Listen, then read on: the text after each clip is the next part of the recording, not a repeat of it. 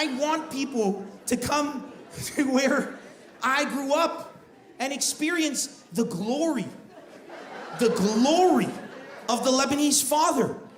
They'll have the same phone for like 15 years. The way I describe myself is I'm an American who went on an adventure. You get a new phone, look at you, and you have this phone for 15 years. There was no form of stand-up comedy in the entire Middle East. When I started doing it, people didn't even know what I was doing. His father beat fashion into him. Listen. My earliest memory is my parents watching stand-up comedy, because all I can remember is that there was nothing worth remembering, no happiness in the house, until I remember hearing them laughing really, really loud and then making my way into the room. This is probably when I was like 4 years old or something. And they were just they were dying, for lack of a better word. And they were laughing really loud, and they were watching comedy.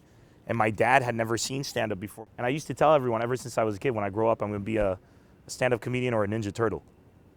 And one out of two's not bad. Well, I'm using the stand-up comedy to fund the research into the Ninja Turtle thing, and it's going pretty well. We've made good progress. I always wanted people to laugh around me. I think because at a young age, I always had this weird, I didn't like people not laughing. I just wanted everybody to be laughing all the time. So I used to go out of my way to just make people, I used to be, the class clown, so to speak. And I used to love doing that. And I guess maybe you could link it to that as a need to see happiness around me and to be able to affect it. I guess so, if you want to go Freudian on it. Or it could be that I just had like ADHD, but nobody diagnosed me.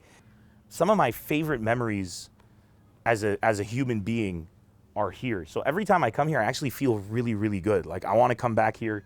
I'd love to bring my kids here. But when I was a kid, this looked like it fit like 3,000 different people. When everything looks out of scale, because you're a child and things look huge. This is the school where I got on the front cover of the Blade Citizen when I was a child, because I made an umbrella hat for Invent America, but I didn't win. And my parents, because they're Arab, they alleged it was a conspiracy. They couldn't accept that the fact that I didn't win was because it wasn't the best invention. They're like, he didn't win because we didn't pay the right people. And I'm like, no, you don't pay the school to win Invent America. That's not how it works. Arabs, it's a disaster. I think the biggest difference when I first went back to Lebanon, if you look at people's faces, kids here, people here, there's stability, they can plan their lives, they plan retirements. When you live in a place like Lebanon, you can't plan the next week. My room was like riddled with bullets. We had a priest come up from underneath, he lived in the building beneath us, on the floor beneath us, and he came up and he was angry that we didn't get any. He was like, I pray to God every day. I got 3 rockets in my house. How come you got none?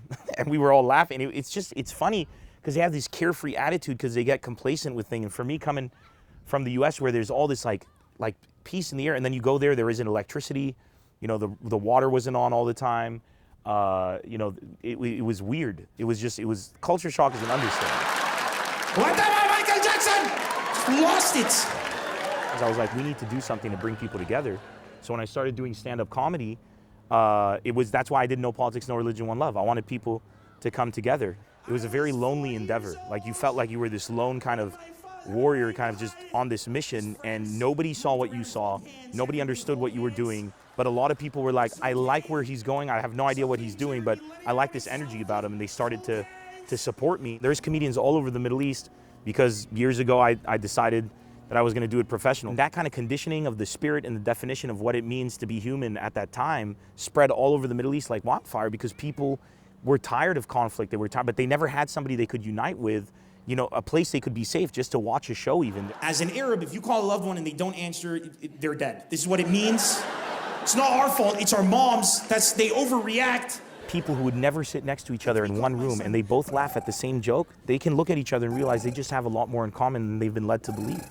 So if I have a room full of Asians, African Americans, Africans, Europeans, Arabs, you name it. Let's say they're all in one room, which is what I'm doing, and they're all laughing at the same joke. The next time they walk out, they're gonna feel a lot differently.